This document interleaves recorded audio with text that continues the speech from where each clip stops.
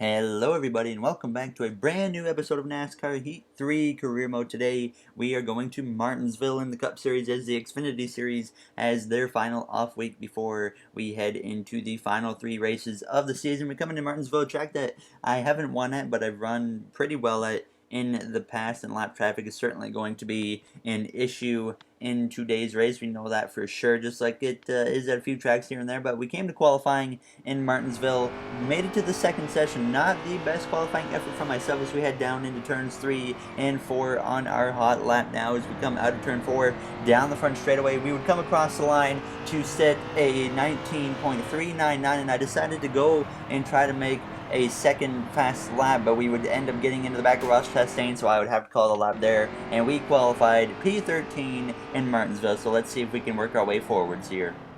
Good afternoon, everyone. Today, the NASCAR playoffs continue at Martinsville Speedway for the running of the first Data 500. Only 8 drivers still have a shot to take home that coveted Monster Energy NASCAR Cup Series championship. Now, to advance, those drivers are going to have to tame the shortest track on the schedule. But don't let Martinsville's small stature fool you. This classic venue still packs quite a mean punch. The drivers are on the track. We're ready to go racing. All right, we are ready to go green in Martinsville. Kyle Busch is on the pole. Clint Boyer on the outside front row. Reed Sorensen failed technical inspection, so he starts in the back. Your only note coming into this event as we get ready to take the green flag here in Martinsville. Like I said, Kyle Busch on the pole, our teammate Kyle Larson in third, and the green flag is out. We are underway to start the round of 8 here in Martinsville now as we head down towards turns 1 and 2 for the first time, as we are trying to make the round of 4 for the first time and fight for a championship in Homestead, Miami. We come into this round 0 points above the cut line, so right now not in a safe position. We need a good run here in this race if we want to make this final 4, as we make contact with Ryan Blaney after getting loose on the exit of turn 4, already getting into a little bit of a issue with the 12 of Blaney, but fortunately we clear him on the exit of turn 2 and move up into the 11th position, gaining 2 positions on the first lap and a half of this event as we stay in behind the 78 of Martin Truex Jr. as he looks to the inside of Joey Logano in the number 22 as we come across the line to complete the first 2 laps of this race, and we would follow through on the inside, trying to look to the inside of Joey Logano, and we would do just that on the exit of the corner, down the back straightaway, trying to move ourselves into the top 10 early on in this event. And we come through turns 3 and 4 now, pulling ahead and clearing Logano out of turn 4, so we would move into the top 10 in a pretty decent position, and we would stick in the top 10 for the first few laps here, still on lap 5 of 31 in the stage, still running P10 just ahead of the 9 car of Chase Elliott, who got eliminated last round in the playoffs along with his teammate of Jimmy Johnson. Both Hendrick cars out of the playoffs now, so they do not have a chance at the championship, but we have both Ganassi cars still in the playoffs, which gives us a shot maybe at the championship. And as we come to lap 17 now, passed by Elliott, now running in the 11th position, just ahead of the 11 car of Denny Hamlin as we come across the line with just 14 to go on the stage. Not much has happened early on in this race. We've just kind of been managing our race. Don't have a lot of speed in the car right now. Until we get to lap traffic, we will certainly be able to keep up much better with these guys and probably be able to pass them on the outside if I choose to, if we have some smoke up ahead, and we have a car blowing up now as we come down the front straightaway heading towards turns 1. Everyone's checking up, and it's the 18 of Kyle Busch who started on the pole. A driver in the final 4 is blowing up here down the back straightaway, and this is huge playoff implications for Kyle Busch now, as he's going to be forced to come to pit road and possibly retire from this race, and that is huge considering the playoff picture for myself. This could put us very well in above the cut line. By the time it came to just 3 laps to go at the line here in stage 1, running in the 10th position still. We have run into lap traffic at this point now, running right behind the 11 of Hamlin, just in front of the 4 of Kevin Harvick, as we all battle it out, trying to get as many points as we can for this chance at a final 4 spot. Now that Kyle Busch is on pit road, this gives so many of us an opportunity, and I decided to jump up to the top here, coming to 2 to go, and it doesn't really work as much as I was hoping it would. Now as we come down into turns 1 and 2, Hamlin still battling alongside me on the inside as we come through the center of the corner, and he actually is able to clear me as we come out of turn 2, so I would just kind of try to make it work again into turns 3 and 4. So our teammate Kyle Larson and Jimmy Johnson up ahead both run the outside as well. This time we finally clear Denny Hamlin, so I figured we might as well drop in line behind the 9 of Elliott just so we can at least guarantee ourselves an extra point through turns 1 and 2 now as we come down the back straightaway for the final time in stage 1, holding on to P9 as we head down into turn 3. Our teammate Kyle Larson on the outside as we try to look to the inside of him, but not going to happen as we exit turn 4 down the front straightaway. Stage 1, we will finish in the 9th position, so a very good effort for ourselves as we get a big checkup and get a little bit of damage from the back of the 9 car. And Clint Boyer does win the stage, so he made the Final Four last season but didn't win the championship, and he's looking like he might be able to make the Final Four again here today after running very well so far in Martinsville.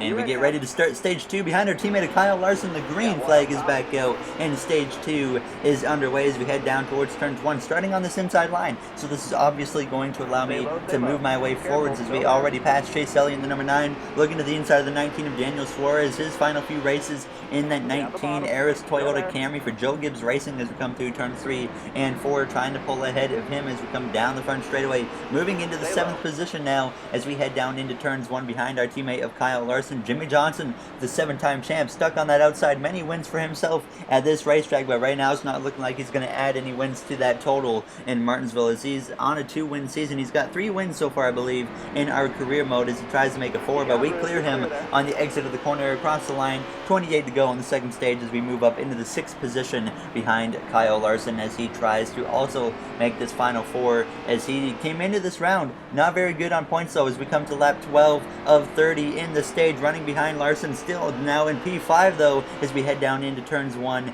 and 2. Truex up there in 3rd, Almirola 2nd, and Clint Boyer still leads this race. And we have some smoke up ahead from a car, and this is 78 of Truex into the wall. He goes, blowing a right front tire, and he's going to hit the inside wall, and a caution's going to come out as we collide. And that is another major playoff implication as Truex and Kyle Busch have both had major issues, setting them way behind as Truex is sent to the back. He would stay on the track, unlike Kyle Busch, but Kyle Busch, he would also come to rejoin the track eventually. So he was still on the track, just many laps down to where it was pointless for him to even be running. Truex, I believe, still might be on the lead lap, and he can actually maybe strategize to get himself up towards the front, but either way, Truex is completely wiped of any chance at a stage point, and this is another big playoff implication here in Martinsville as we have had already probably the most dramatic race I've had at Martinsville in this game, other than flipping Reed Sorensen over here in the spring now as we come through turns 1 and 2. Restarting on the outside, obviously, I lost a spot there to Stenhouse as we head down into turns 3 and 4, and Eric Jones now looks to my inside as we try to get down in line. I could have gotten down in line on the back straightaway, but I wasn't going to be too aggressive now as Boyer starts to drive away, and Jones clears me, and that allows me to look to the inside as now he looks to the inside of Almirola as we exit turn 2 down the back straightaway as we want to kind of follow through and maybe get to the inside of Almirola as we head into turn 3, and we will do just that now as we are neck and neck with Almirola as we exit the corner, but we do get ahead of him across the line to move back into the 6th position as we head down into turns 1 as he sends it into turns 1 and 2, trying to stay alongside now as he's actually going to be able to do so. He stays alongside down the back straightaway as we head down into turns 3 and 4, touching the curb there, bouncing up the track, but that actually allows me to clear the 10 of Almirola as we would come to 10 laps to go in the stage. Now as we come to lap 22 of 30, you see still running in that 6th position as our teammate Kyle Larson, he's moved up into the 2nd position up ahead, so he's having a great run in this race now as we come to the later half of lap 23,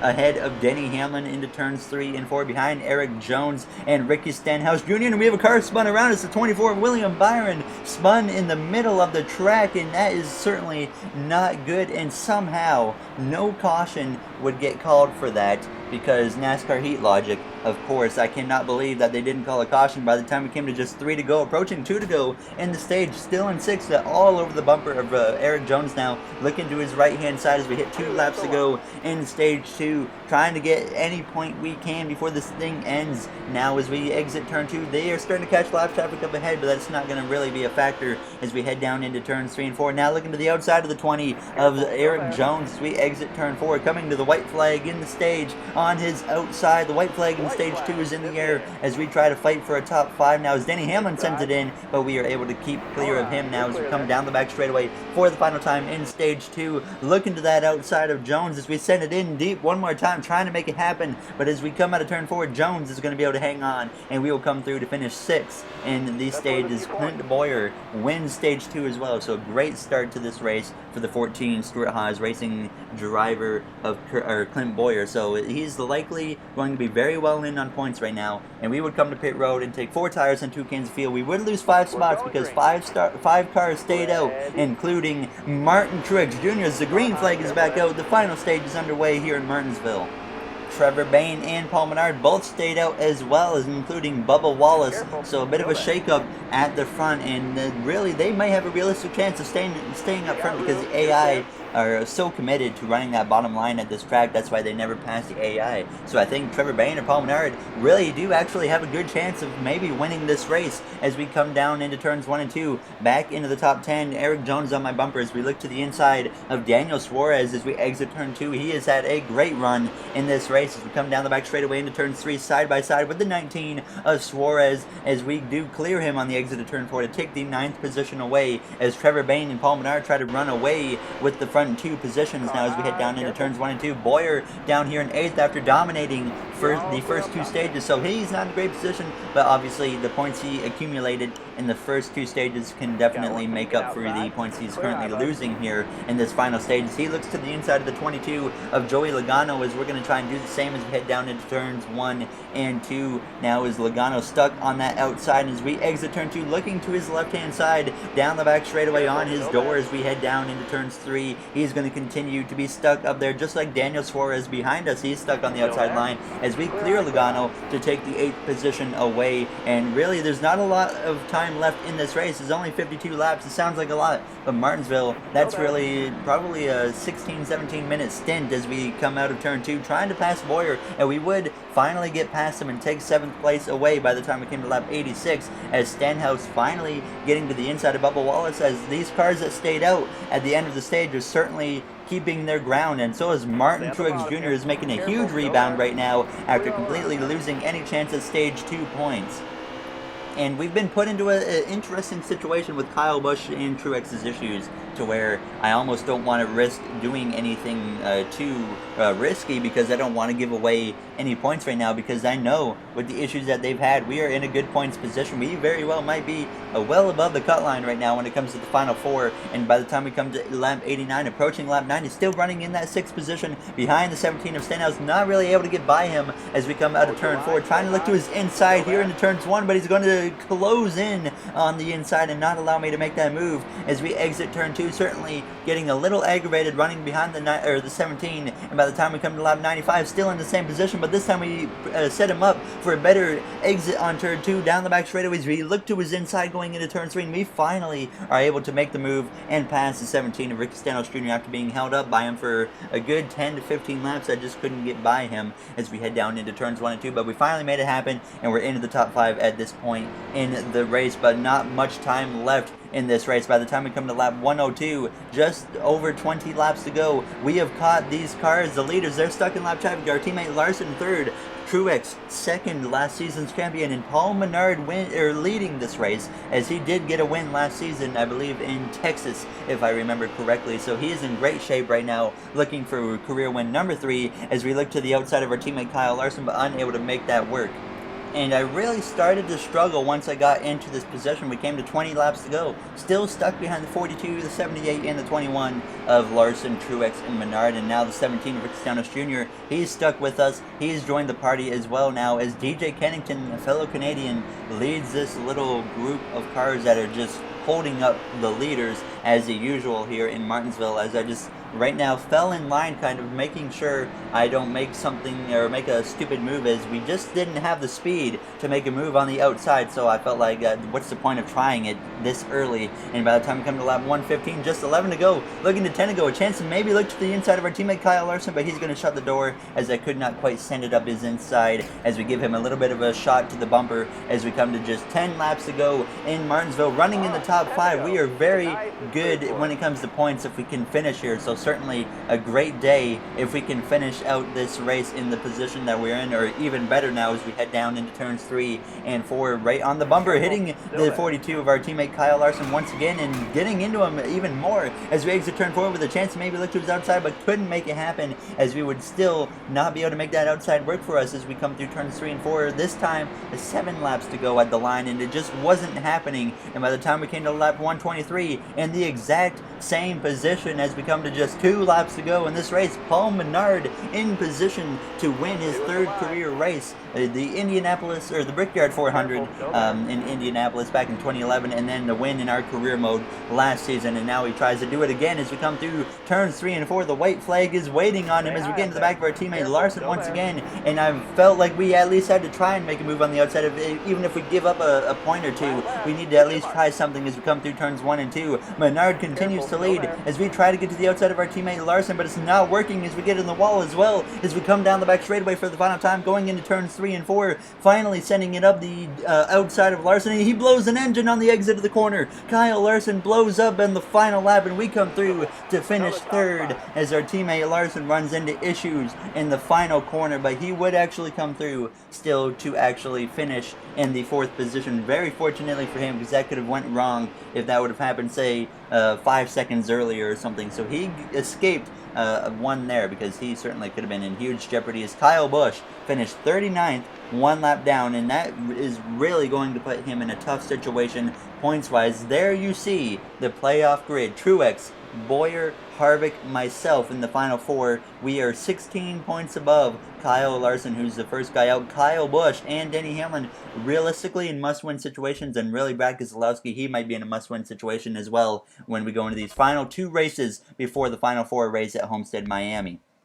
And if you guys enjoyed this episode, make sure to comment, like, and subscribe. Those would all be incredibly appreciated. And I would like to thank you all for taking the time out of your day to watch one of my videos. I really do appreciate you guys checking my channel out and hitting that subscribe button. It means a lot to me. And we'll see the playoff grid one more time before we end this episode. There you see it. Truex, really the safest car in right now, and he's got a huge gap. He's pretty much locked. So I'll see you guys in the next one. Thank you for watching, everybody, and have a great day. And I'll see you guys in the next one for Texas.